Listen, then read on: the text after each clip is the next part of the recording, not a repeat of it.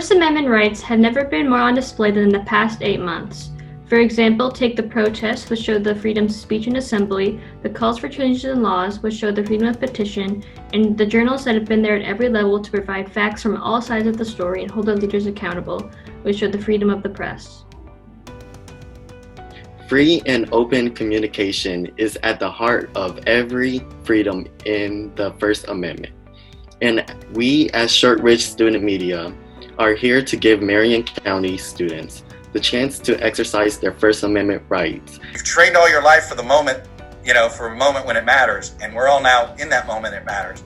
And I'm scared beyond belief about whether I've gotten it right or wrong.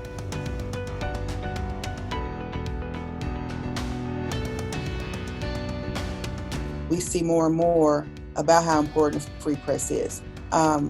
We are the fourth estate. We're government watchdogs. We take that seriously. My charge is to make sure that I'm giving my readers the information they need to know for a better life. How do we empower young people to go out there and tell what's going on in their communities? It's exciting. News, journalism is exciting. And our first issue was themed around the Bill of Rights. Our next issue will be themed around election. For journalists, it's obviously extremely important because it's the foundation of what we do as reporters and people that produce content. Those freedoms are, sometimes we take them for granted, and it's important that we know that those freedoms are what keeps our Constitution and keeps our democracy alive. Fair and balanced. That is the goal. Everybody, who's a young journalist who goes to school, who's going back to school now, can document on what's going on in this historic event. We try to make sure that we give both sides of the story, that we are not editorializing, that we're not showing our viewpoint of the story. That's one of the things that can be hard, is to make sure that you're out of the story, even though it's your words and you're writing it, but your opinion should not be in the story. Because without those freedoms, you've seen it in other countries where there's no freedom of the press, or there is no freedom of speech, and people are persecuted because of the things they might say or disagree with. There's still room for good journalism.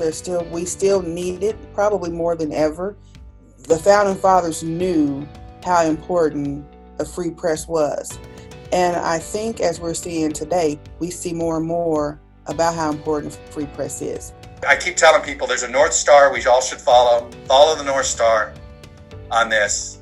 And I have a simple mantra: say what you see as a journalist. That's it. Say what you see. I am Nevaeh Smith, and I would like to welcome you to our production here. I have a few questions for you today, and we would like to take a look at how your life has been, or how journaling for you has been amid the pandemic, and what has changed and all that has occurred in your life. Jill Glavin joined the Fox 59 team in 2012 and quickly made Indianapolis her home. After growing up in the Dallas area, her immediate family moved to Indiana, and Jill spent summers during her college years at the University of Missouri. She now considers herself an adopted Hoosier. One of those summers was even spent interning at Fox 59 as Jill developed her skills as a journalist. Since joining the Fox 59 team, Jill has contributed to every newscast. Some highlights of her career thus far in Indianapolis include producing the Dirty Dining series, helping countless Hoosiers get answers they needed, participating in an inspiring World War II honor flight, and traveling to Super Bowl 48 in New York for a week of news coverage. I know you're in broadcasting, so how is your experience going to work, if you are at all, different than, before COVID? So do you have precautions, like do you have to wear a mask in other parts of the buildings and then take it off, or do you have tests you have to do? So we're not doing testing, but as of right now, if we're in the building, we have to have a mask on. And most of us, especially the reporters, are not going into the building much at all, which is partly just because we can do our jobs not inside the building. A lot of times we're out in the field anyways. So I went in this morning just to log some video for maybe an hour and a half, and then came back home, and I'll be home the rest of the day. When I started in March, when we first went home, most of us were working completely from home, and at the time I was pregnant, so I was completely home doing my job through Zoom interviews and FaceTime interviews for a few months, which was a little difficult, but it got easier as things went on because people were getting used to doing Zooms and FaceTime and things like that. So since I've been back, we've been doing a little more in person when we do interviews in the field. It sort of depends on the reporter. Most of the time I have people wearing masks until we get set up. And then, we set up at least 6 feet apart, and we have them take the mask off for the interview and then put it back on for any other interactions that we're doing. So if you watch the news, I think it's sort of a mix right now of some Zoom interviews, some in person. There's definitely video of people wearing masks in some of the stories, and it really just depends on who we're interviewing. So my next question would be, COVID has kind of, set the theme for this year, sort of. So throughout the news, I've kind of noticed that everything has sort of a relation to COVID. So how have you dealt with that? Like, how is your stories all like centered around COVID and that kind of theme? At the beginning, I would say I was mostly doing COVID-related stories, and part of that is that I am sort of specialized in our newsroom, so I mostly do investigative and consumer kind of longer stories. So I was doing a lot of sort of more investigative, things where people were having trouble with workplaces and contacting us about issues related to COVID when all the first stay-at-home orders were happening. So I would say for the first couple months, I was pretty much exclusively doing COVID stories, and that was just because it was affecting so much of our lives. There weren't really that many non-COVID stories to do, just because that's what was going on. And now I would say it's slowly we've started to get back, as people have gotten back into some parts of their life. We're doing some stories that are not so much related to COVID, but I mean, if you watch the news, I would say there's still a big portion of it that's COVID stories. My stories are sort of a mix. Some of the stories, they'll have a little bit of a COVID angle, because maybe like I do scams and things like that, and there might be more of those because people are working from home and things like that. So I would say now it's probably half and half. And so you are doing you're still working even though you had 2 kids and everything. Yeah. So with relation to COVID again, what do you think the pros and cons, if there are any pros, of working throughout this pandemic? I think, that's a good question. I think it has made people a little more, at least for us, it's made people, for us in broadcast, a little more accessible. We didn't used to do Zoom interviews, really. Like, it was pretty much you needed to meet somebody in person. And sometimes that's just hard for people, especially in the middle of the day, because we're trying to do stories during the time that people are at work. So in some ways, I think it's made it more accessible to talk to us and to do interviews without having to really disrupt their lives as much as we used to, if that makes sense. And more people have gotten used to, even if it's just on their smartphone. A lot of times I can sometimes do interviews with people even through Facebook Messenger that has a video chat option. So that has really, I think, in some ways helped, because I can interview people without having to make them take a big chunk out of their day or do a whole lot to be able to talk to us. So that's probably a pro. And then as far as cons, I mean, at least, especially at the beginning, it did make it harder for us to do some of the stories that we were already doing, just because it was so disruptive. So, people were still dealing with problems not related to COVID, but it was harder for us to cover those on the news because it had just taken over so much of the news cycle. So I'm glad that that's started to change a little bit, because I'm able to do some of the investigations and stories I was doing not related to it. But it's certainly made it harder, and it's made people like in government, some of the like officials, a little less accessible. We can't be in front of them asking questions, which is always a little concerning, because you want to be able to have transparency, especially in things like government. So I would like to ask you, do you remember what your first story was and how did it go? This is during COVID, right? No, this is when you My first story started. ever. Yes, Gosh. ever. Oh my gosh, I have to think about that.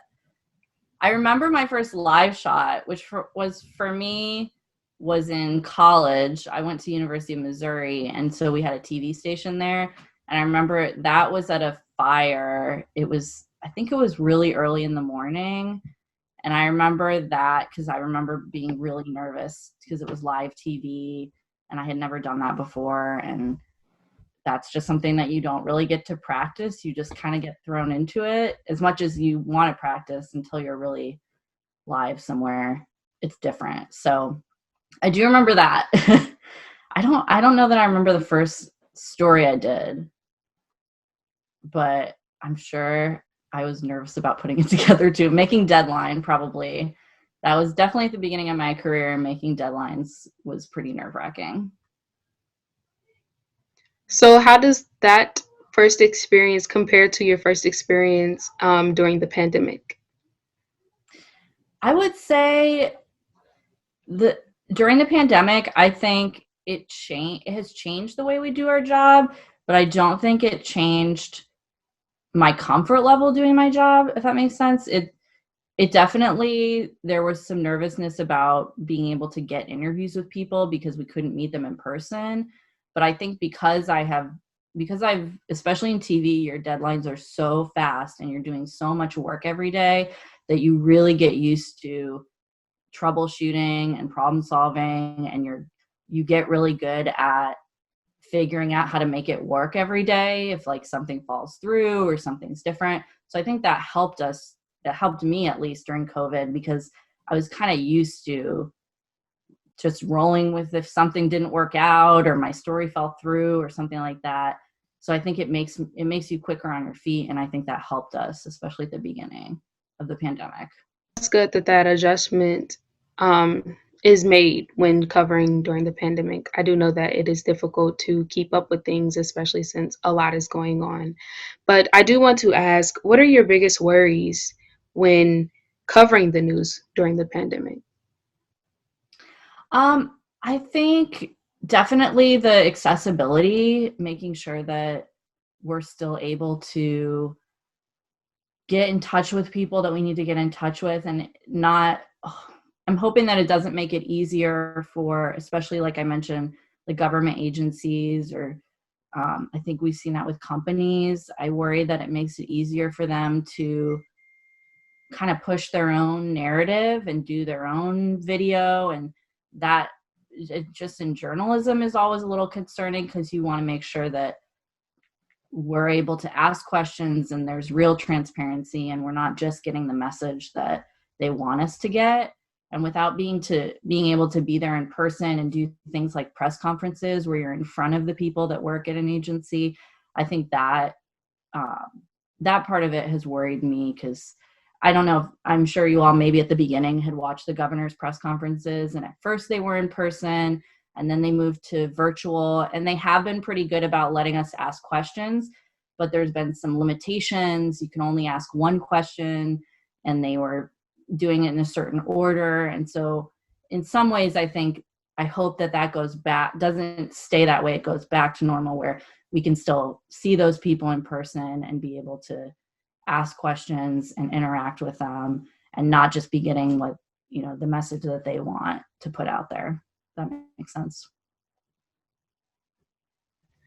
Absolutely. So I do want to highlight positive moments amid the pandemic. So what were your biggest moments of joy, or what was your biggest accomplishment during this time? I think it was, or it's been that we have been able to help people to navigate some of the issues, especially early on, that they were dealing with. Like I said, I do investigative and a lot of consumer stories, and it's always the best part of my job when I can do a story and it helps get something resolved for somebody. So I'm trying to think of some examples. I know like early on, we had a lot of people reaching out to us about issues with employers where they didn't feel like they were protecting them and they were having to still go to work and they weren't getting PPE. And I think us, on a bigger scale as media, the coverage that we were doing to show what people were dealing with in the workplace really pushed workplaces to be more, to give people PPE. And it was the same in hospitals. We were hearing from people working in hospitals, doctors and nurses, that they didn't have enough of it. And I think that has been really important, that we were able to highlight that and help people show that they were feeling not protected. And now we look back and, we all have to wear masks. And at the time it was sort of the opposite. Like, I remember I talked to one woman who wore a mask to work and they told her to take it off because she was freaking everybody out. And now in retrospect, it, turned out to be the opposite. So I think being able to highlight and talk people through those issues they were having and give them information about where they could go and who they could get help from was rewarding for me, because I felt like I was doing a little bit to help as much as I could.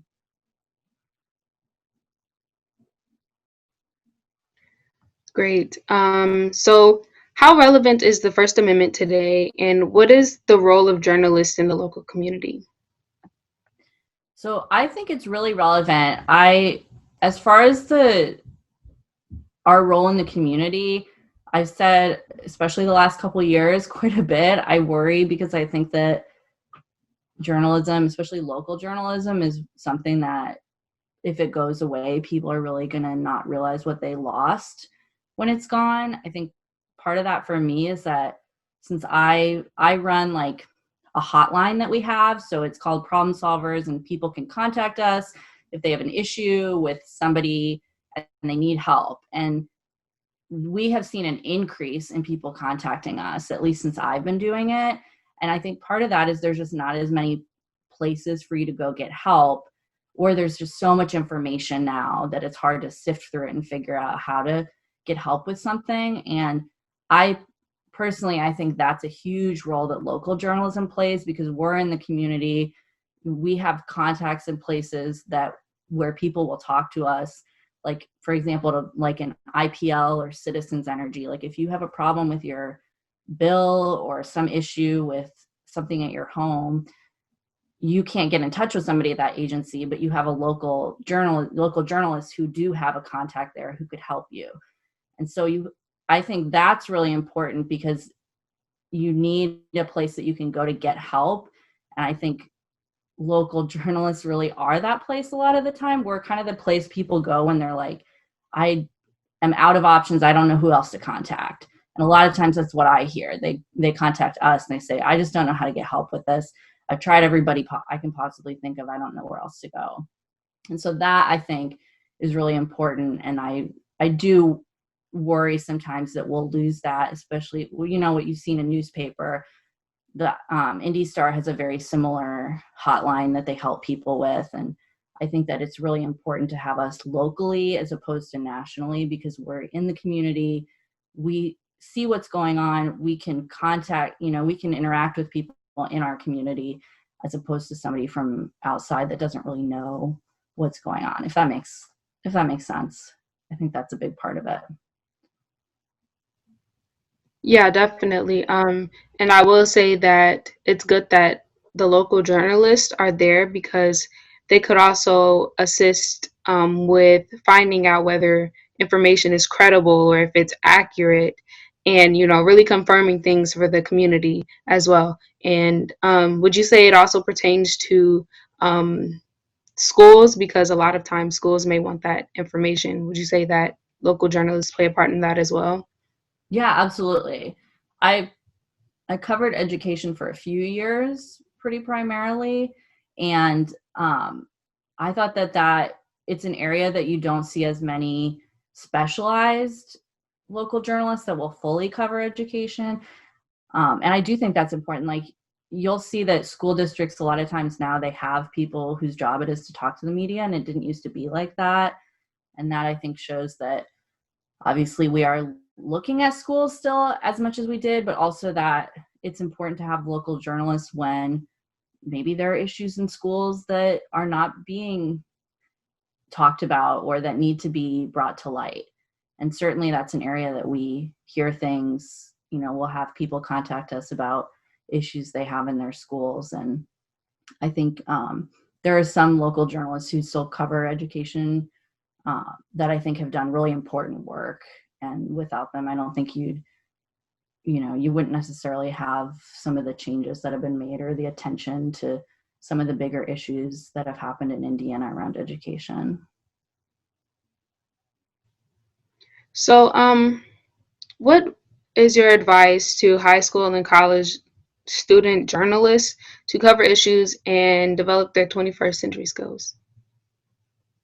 So I would definitely say learn how to do everything. I'm sure you hear that, but that is a big one in journalism right now. The more you know how to do, the more marketable you are. And I'm broadcast, so at least in my job, at your first job, you're probably going to be expected to do everything. I wish it wasn't like that, but that's how it's gone.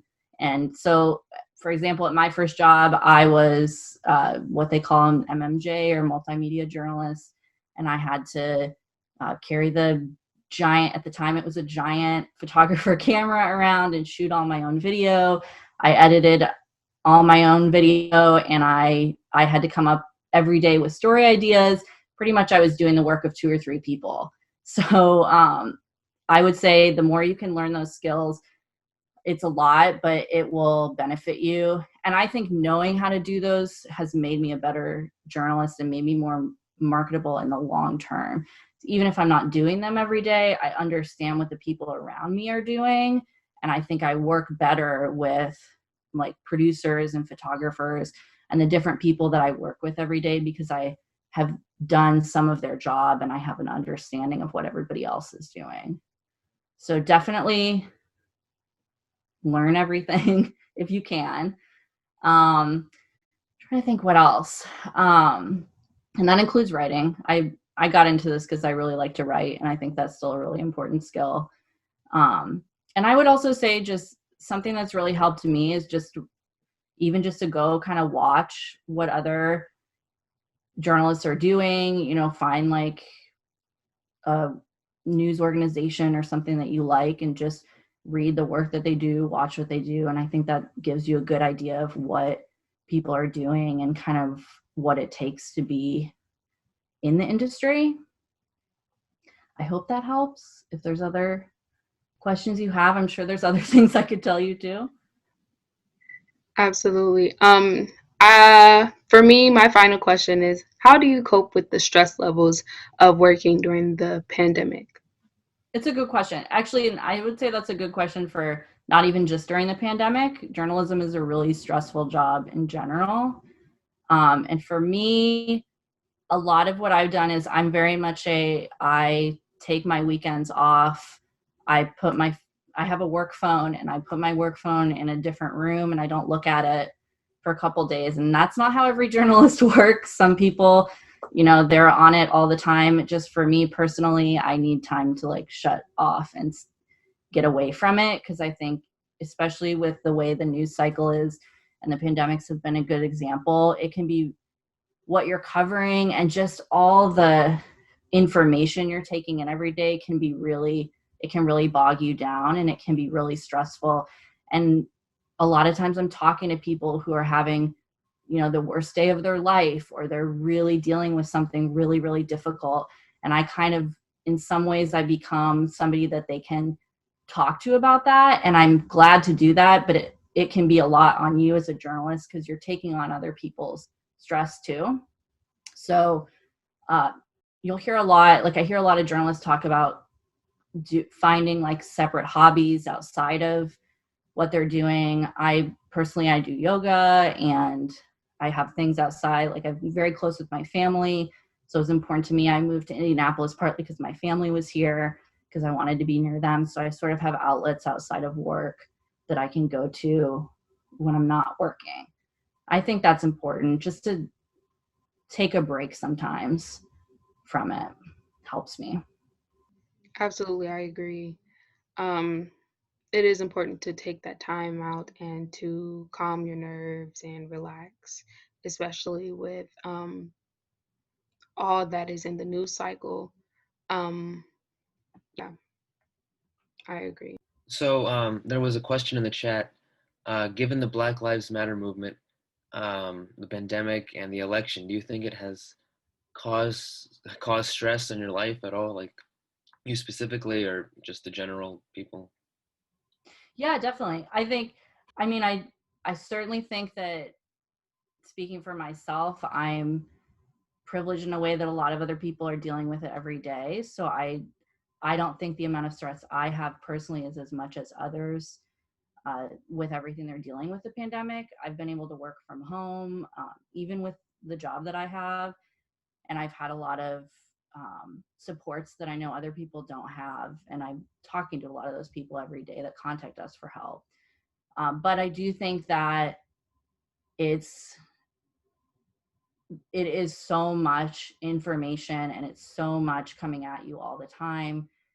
And I have to be on social media for my job. And so I'm taking it all in and internalizing a lot of it. And so I just, speaking personally, when I went on my maternity leave, I did just fully get off social media. And I was fortunate enough that I was able to do that. Not everybody can do that.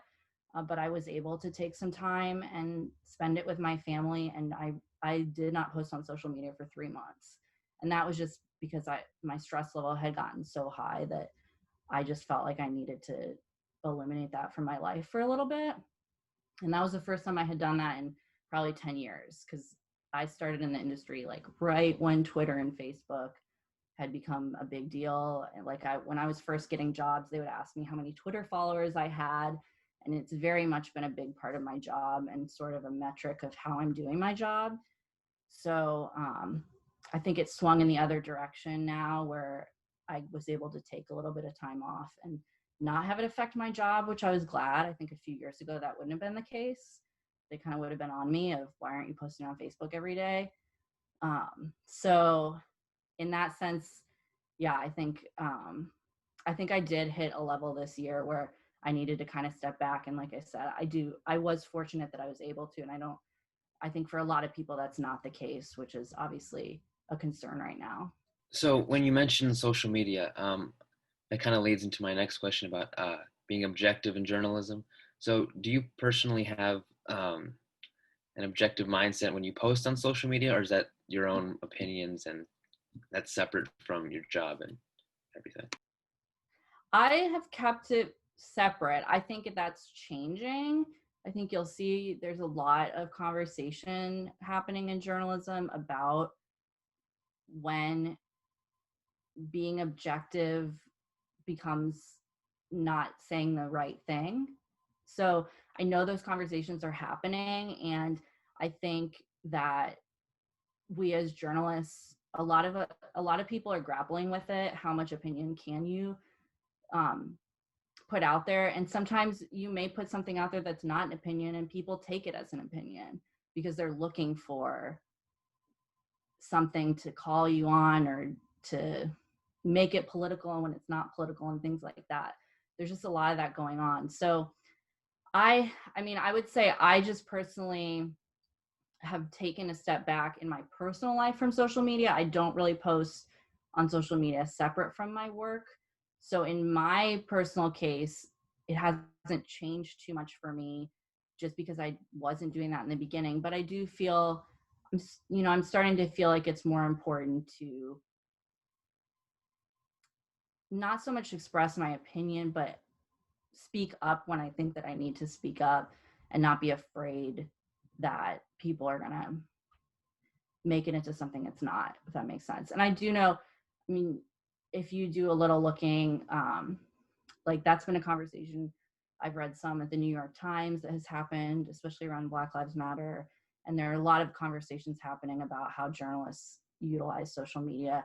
And I think there's more room. There are more journalists who are starting to talk a little bit more and be more, you can still be objective, but call things out for what they are and not necessarily always have to feel like you're towing the line, if that makes sense.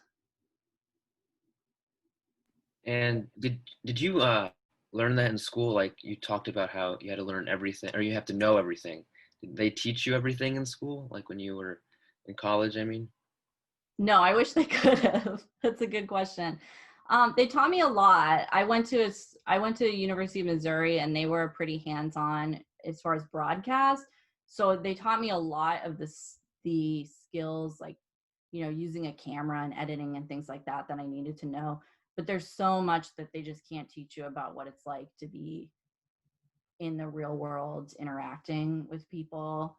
And that's been a lot of it, has been this. I don't know if you don't always see from the outside that being a journalist, you have to talk to a lot of people, and a lot of people in a lot of different types of lives and things like that. And that's something that I think I just had to learn as I went. And, you know, looking back, I think it took me a while to learn how to interact with different people and how to be empathetic to what they were going through, and also just how to deal with being in a newsroom. It's a really high pressure work environment, and I don't think they can replicate that in school. I think you don't really get that until you're actually working in the field. I would like to ask one final question. What is one thing you want your viewers and the community in general to know about your job? I would say I want people to know that a vast majority of the people working in newsrooms are just regular people who are doing jobs like anybody else. And I think sometimes it gets twisted into we're all part of some like big media machine that has like an alternative motive. And really, I would say most of the people, especially in local newsrooms, are just people who live in the community and who are trying to do a good job every day at their job. And we're not part of some big conspiracy. We're just trying to help the people in our community. And sometimes we come up against the changes in the industry and you know, bosses who want us to do things a certain way, and there's a lot more news than there ever used to be. So we're under pressure to make deadlines more quickly and to produce more content. But it's still, at the end of the day, I think almost everyone that works in local news is doing it because they really believe that it's important and that we want to help people and you know, do good for our community. And I think that gets lost nowadays a little more than it used to. And I really hope that it starts to go in the other direction, where we would invest more in local news and understand that the people working in it really are just trying to help. We'd like to thank you for joining us for this recording. We appreciate all of your great answers, and we love that we got a chance to look into your personal life as a journalist. Thank you so much. Thanks for having me. Best of luck to everybody with your studies and getting through school at home. I'm sure it's not easy. Thank you.